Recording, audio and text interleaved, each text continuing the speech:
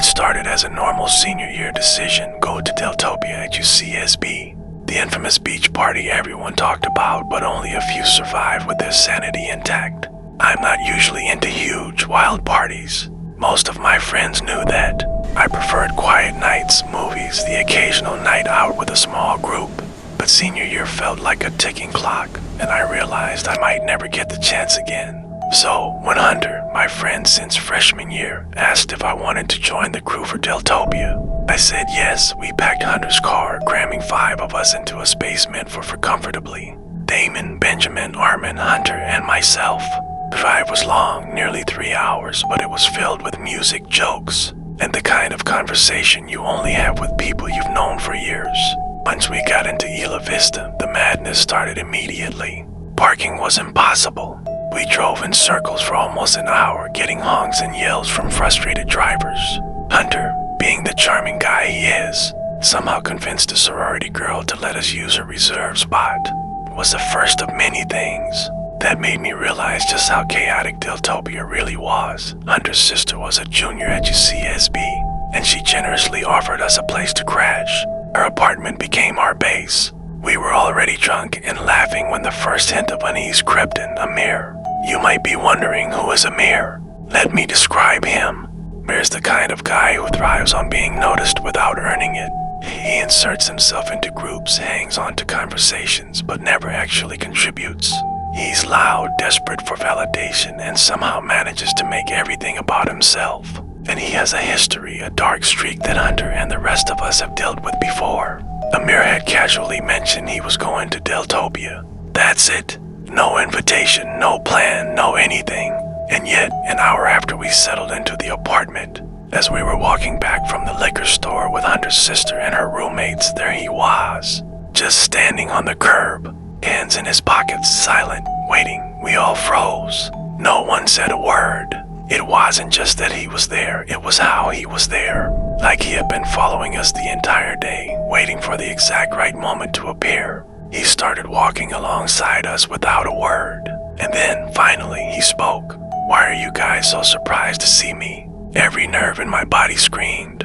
Of course we're surprised. None of us had planned to meet him here.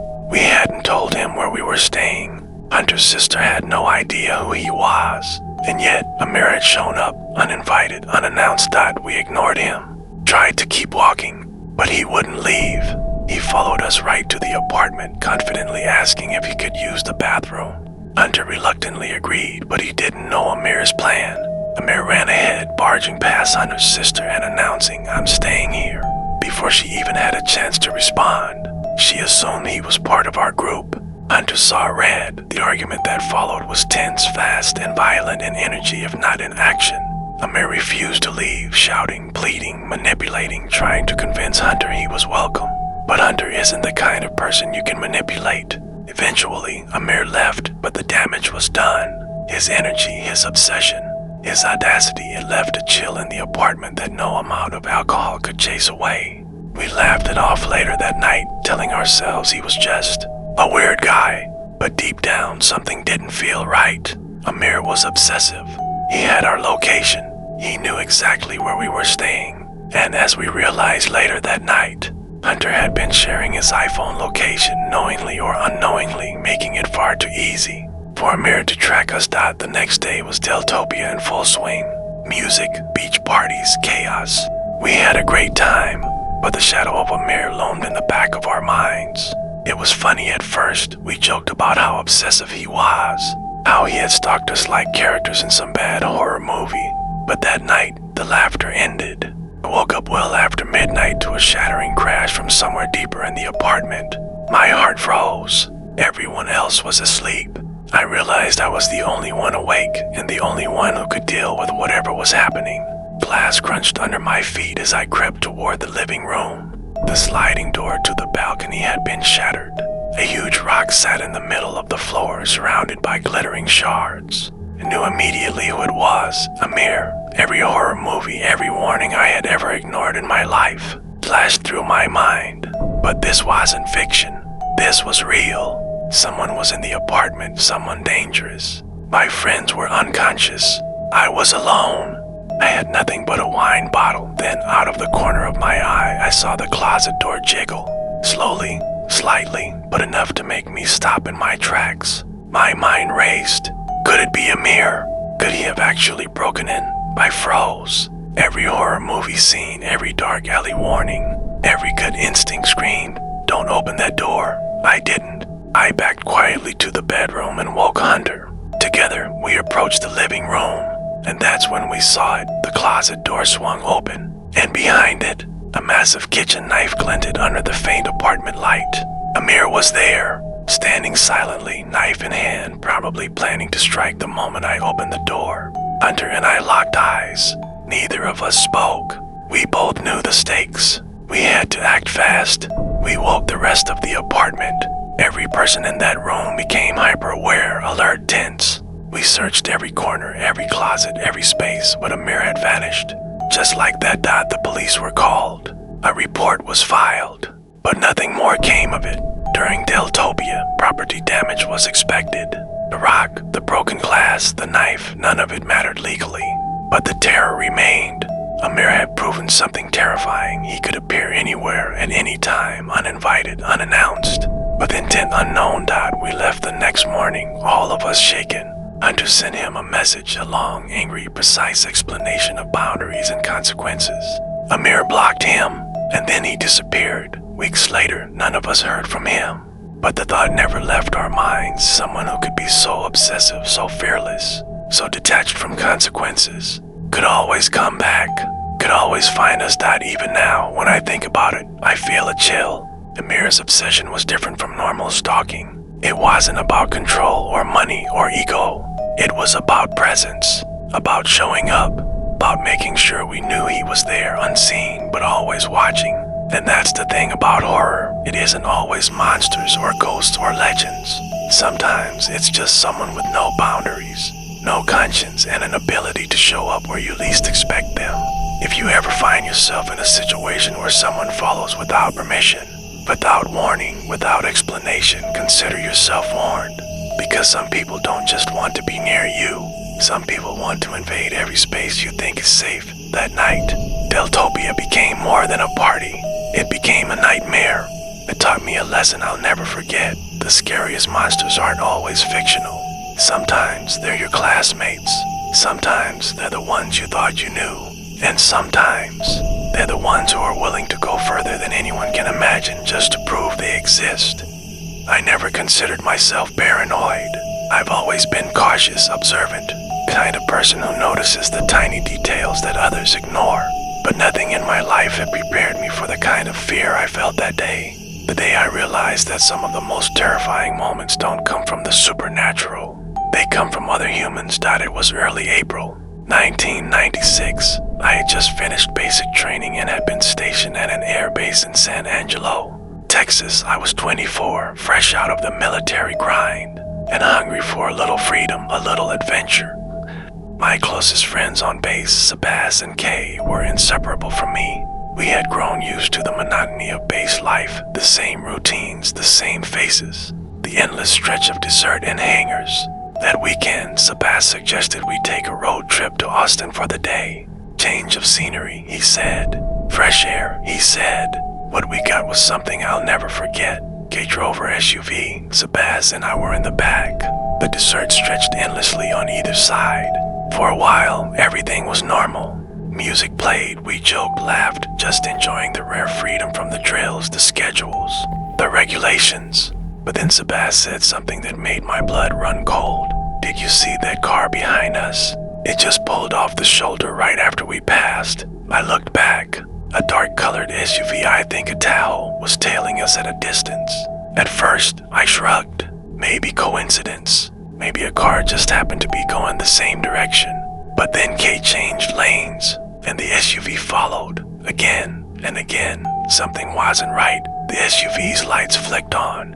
It wasn't just following us anymore. It was pulling us over. My stomach sank. I had grown up in a small town. I knew about road encounters. But this was different. Something about the way that vehicle moved, the precision, the patience. It didn't feel like a typical traffic stop. We pulled over. My heart was hammering in my chest. The SUV drew up behind us. The driver stepped out. Black tactical gear. No markings, no badge, nothing that screamed law enforcement. His posture was controlled, almost militaristic, his gaze scanning us with cold, calculated observation. Sebas rolled down his window. "Is there a problem, officer?" The man didn't respond immediately. He lingered at the rear of our SUV, studying the vehicle, analyzing every detail. The bumper stickers, the license plate, the items packed inside. I realized immediately this wasn't a routine stop. He finally walked up to Kay's window. "License and registration," he said, voice calm, almost monotone. Kay handed over the documents. He retreated to his SUV and didn't return for what felt like forever. We whispered frantically, our nerves raw. Something about his behavior was wrong. Too precise, too methodical. When he finally came back, more men had appeared, silently standing at the rear of the SUV. They didn't speak.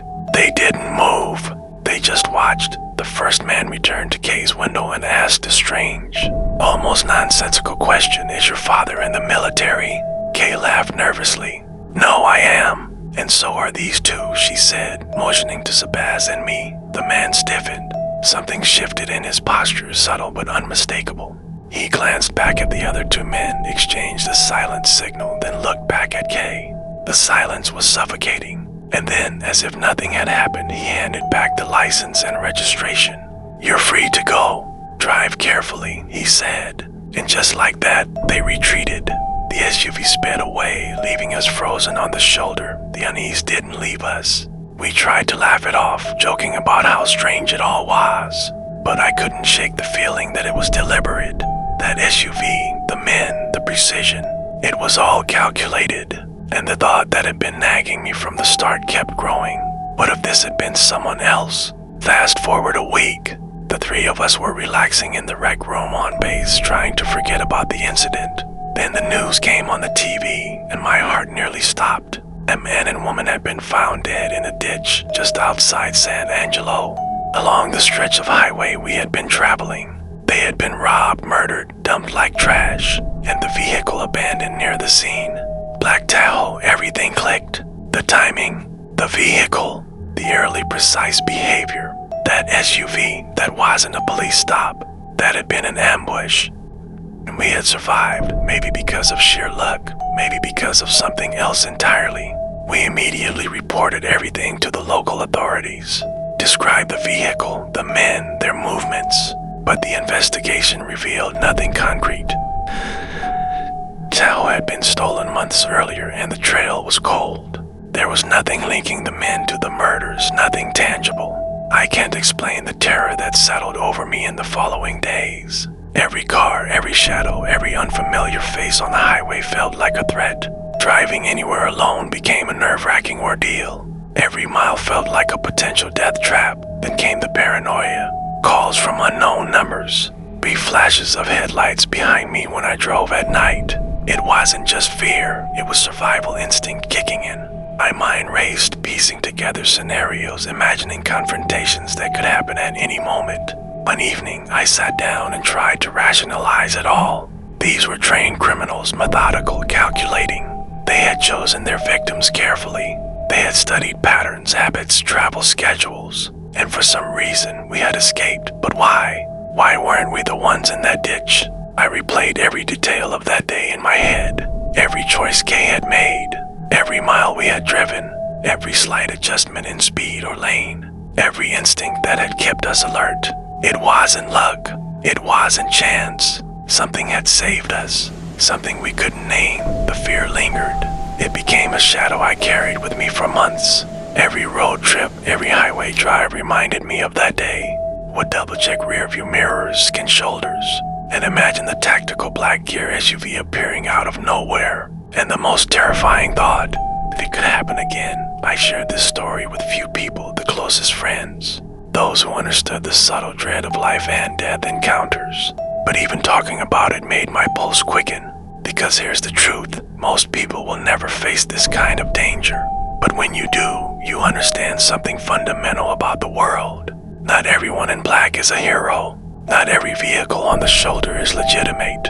And sometimes the line between life and death comes down to one simple, terrifying factor: the awareness that danger is watching you, waiting, calculating, and ready to strike, even now, decades later. When I drive highways that stretch endlessly through small towns and deserts, I can feel that unease creep back. I can picture the black SUV appearing behind me, perfectly timed, perfectly patient, and the memory of those men, calm, precise, methodical, haunts me. Road trips are supposed to be adventures, a taste of freedom, but that day taught me something I'll never forget. Sometimes adventure hides horror. Sometimes strangers hide monsters.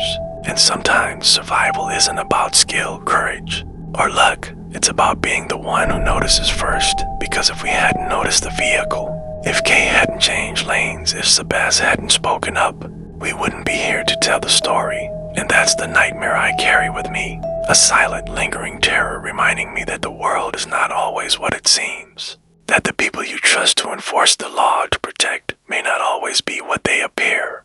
That danger can appear at any moment perfectly disguised and vanish just as quickly, leaving you alive but forever changed.